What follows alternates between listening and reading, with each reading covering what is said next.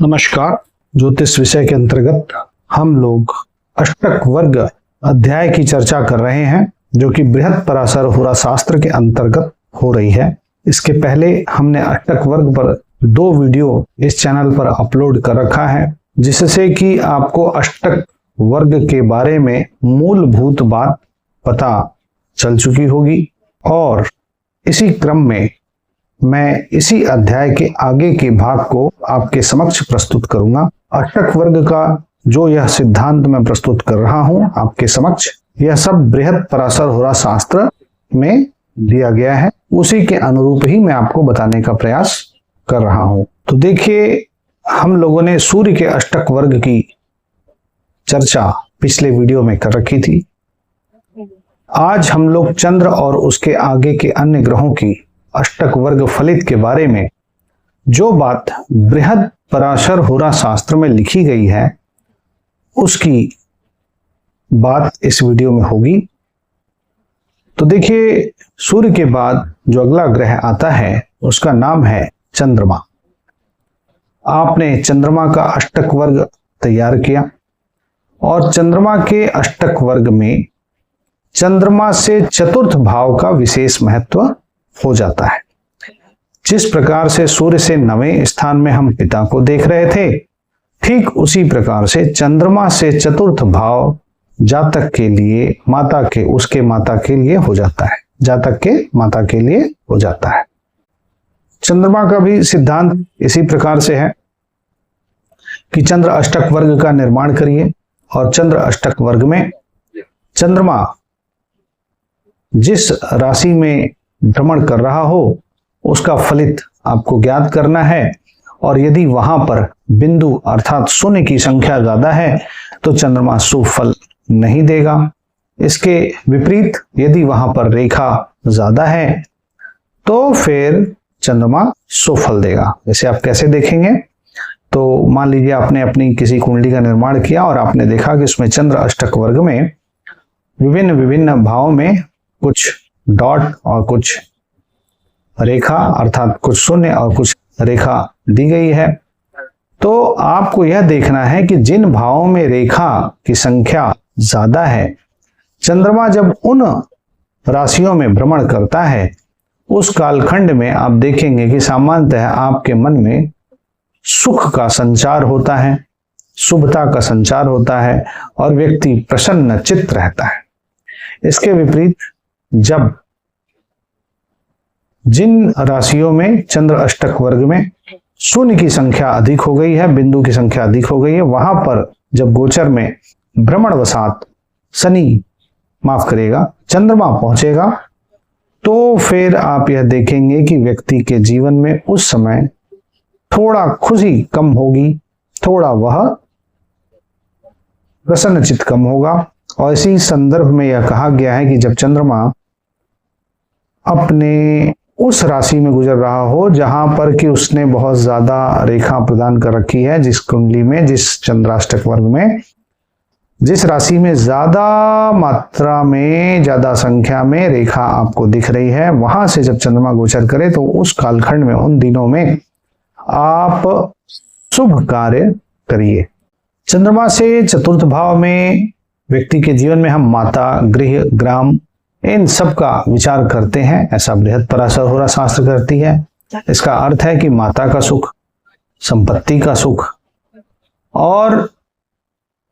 आसपास के वातावरण, समाज, देश समाज का सुख, यह सब देखा जाएगा। आपको इसको विशेष रूप से अगर प्रयोग करना है तो आप यह देख सकते हैं कि चंद्रमा से चतुर्थ भाव के अष्टक वर्ग में आपने चंद्रमा का अष्टक वर्ग ज्ञात किया, उसमें चंद्रमा के स्थिति से चौथे भाव के वर्ग में आप देखिए कितनी रेखा संख्या है। आप यह देखिए कि चंद्रमा से चतुर्थ भाव में चंद्र अष्टक वर्ग में कितनी रेखा संख्या है। उस रेखा संख्या को चंद्र अष्टक के वर्ग पिंड से गुणा कर दीजिए और प्राप्त गुणन फल को 27 से भाग देने पर जो शेष आए उसको अश्विनी आदि नक्षत्र क्रम से गिनेंगे और जो नक्षत्र आपको ज्ञात हुआ उस नक्षत्र में जब शनि का भ्रमण होगा तो जातक के माता को कुछ विशेष शारीरिक कष्ट हो सकता है। इसी प्रकार से आप यह भी देखिए कि जो नक्षत्र आपको ज्ञात हुआ है उससे 9वां नक्षत्र और 18वां नक्षत्र अर्थात उससे त्रिकोण के नक्षत्र में भी जब शनि जाता है तो माता को विशेष कष्ट समझना चाहिए। ठीक इसी फलित को प्राप्त करने के लिए एक दूसरी विधि भी है कि चंद्रमा से चतुर्थ भाव के रेखा संख्या को चंद्राष्टक वर्ग पिंड से गुणा करके उसको 12 से भाग दीजिए और शेष को मेष आदि राशि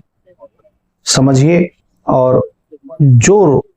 शेष संख्या के अनुमान से जो राशि आपको प्राप्त हुई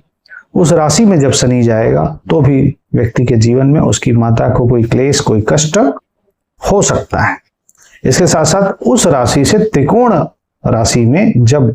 शनि जाएगा तो उस कालखंड में भी व्यक्ति के जीवन में कुछ विशेष कष्ट हो सकते हैं, ऐसा बृहद पराशर होरा शास्त्र संकेत करती है। अगला जो ग्रह है वह है मंगल। मंगल को हम लोग भाई का कारक मानते हैं, तो उसके लिए भौमाष्टक वर्ग देखना है, चंद्रमा का अष्टक वर्ग देखना है और वहां से चंद्रमा नहीं माफ करेगा मंगल का अष्टक वर्ग देखना है और मंगल के अष्टक वर्ग से आपको भाई का, व्यक्ति के अंदर पराक्रम का, धैर्यता का, उसके साहस का परिचय आपको ज्ञान होगा। और इसके लिए मंगल के अष्टक वर्ग में आप यह देखें कि मंगल से तृतीय भाव में क्या स्थिति है, वहां पर रेखा संख्या अधिक है या बिंदु संख्या अधिक है। रेखा संख्या अधिक है तो व्यक्ति पराक्रमी है। इसके साथ साथ मंगल के अष्टक वर्ग में आपने रेखा और बिंदु ज्ञात कर लिया, त्रिकोण शोधन कर लिया, एकाधिपत्य शोधन कर लिया। उसके बाद आपने यह देखना है कि जहां जहां पर रेखा की संख्या अधिक हो वहां वहां पर गोचर में जब जब मंगल भ्रमण करता हुआ जाएगा तो उस कालखंड में व्यक्ति को भाइयों का, भूमि का, संपत्ति का सुख अच्छा मिलेगा। इसके विपरीत जिन भावों में मंगल के अष्टक वर्ग में शून्य की संख्या ज्यादा हो गई है, बिंदु की संख्या ज्यादा हो गई है, वहां पर जब मंगल गोचर में जाएगा तो उन दिनों व्यक्ति का अपने भाइयों से सुख कम हो जाएगा, जमीन जायदाद में कोई समस्या आ सकती है। इसी प्रकार से यह देखना है कि मंगल के योग पिंड को मंगल जिस स्थान में बैठा है वहां से तीसरे भाव में उपस्थित रेखा संख्या से गुणा कर 27 का भाग देने से जो फल आए, शेष फल, उस शेष संख्यक नक्षत्र को ज्ञात करिए। अश्विनी नक्षत्र से गिनना पड़ेगा। इसके साथ साथ एक दूसरा व्यवहार आप कर सकते हैं जो कि अन्य ग्रहों के लिए भी प्रयोग हो रहा है। तो यहां पर आप देख सकते हैं कि मंगल के योग पिंड को तृतीय भाव, मंगल से तृतीय भाव में उपस्थित रेखा संख्या से गुणा करके 12 से भाग देने पर जो फल आए, जो शेष फल आए उसको मेष आदि राशि से गिनना शुरू करिए। तो जो नक्षत्र ज्ञात हुआ या जो राशि ज्ञात हुई उस नक्षत्र या राशि पर जब शनि का भ्रमण होगा तो वह भाइयों के लिए कष्टप्रद होता है। इसी प्रकार से आगे के क्रम में हमें बुध को जानना है। तो बुध से व्यक्ति के परिवार का, उसके मामा का, मित्रों का विचार किया जाता है।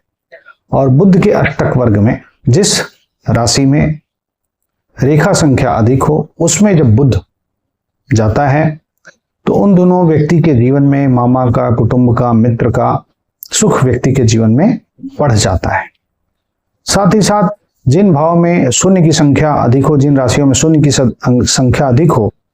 आपने बुध अष्टक वर्ग देखा और जिन राशियों में शून्य की संख्या अधिक आपको दिख रही है, यह समझ लीजिए कि वहां पर जब बुध भ्रमण में करता हुआ जाएगा तो उन दोनों व्यक्ति के जीवन में कुटुंब का, मामा का, मित्र का सुख अच्छा नहीं मिलेगा। साथ ही साथ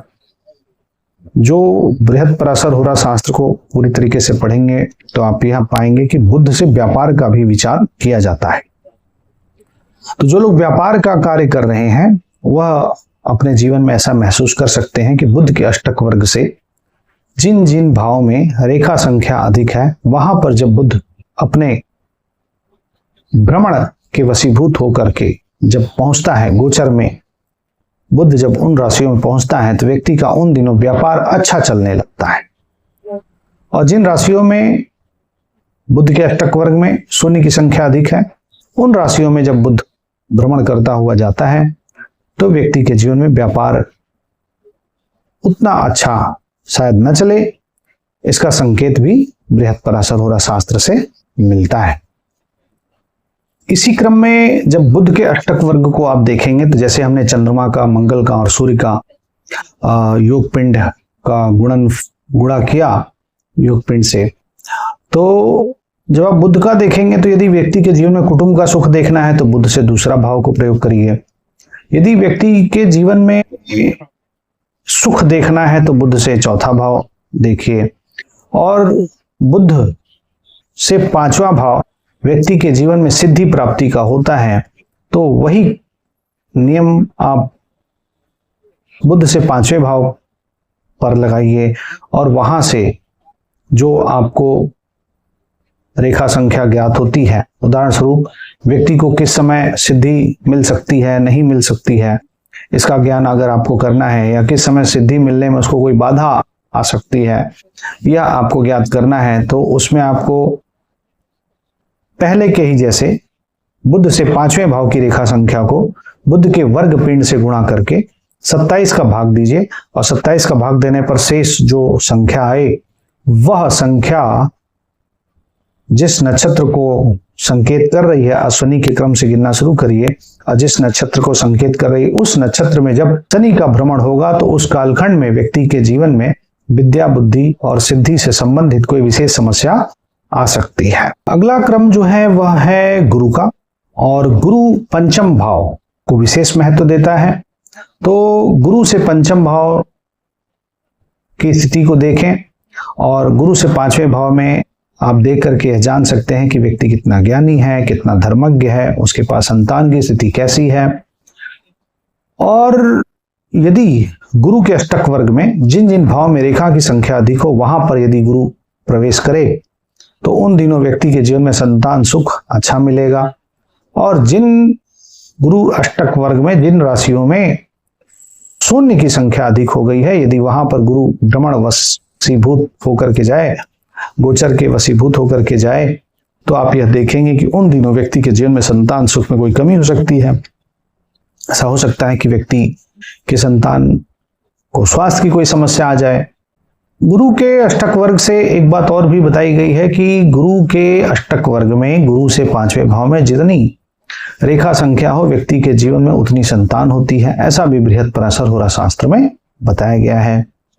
परंतु उसमें कंडीशन बताई गई है कि गुरु नीच का या शत्रुगृह ना हो। आज के वीडियो में हम लोगों ने चंद्रमा, मंगल और बुध का अष्टक वर्ग का फल ज्ञात किया, उसके बारे में बृहत्पराशर होरा शास्त्र ने क्या बता रखा है इसको हम लोगों ने ज्ञात किया।